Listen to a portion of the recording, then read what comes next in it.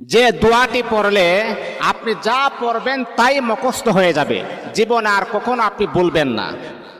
আপনি যা পড়বেন তাই আপনার নলেজের ভিতরে ফিট হয়ে যাবে, আপনি কখনো বলার চেষ্টাও করলে বলতে পারবেন না।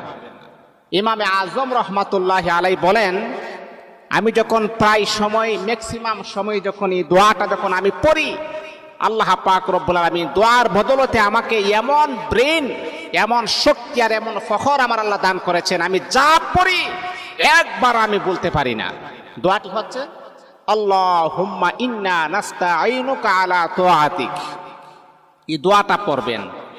আপনার সন্তানের স্মরণ শক্তি খুবই দুর্বল, কম, তাহলে মা বোনদেরকে আমি দৃষ্টি আকর্ষণ করে বলি, বাবাদেরকে বলি, আপনার সন্তানকে দোয়াটা 7 বার পরে মাথার মাঝে আপনি ফু দেন, অথবা 1 গ্লাস পানির মাঝে ফু দিয়ে বলেন পানিটা খাবার জন্যে।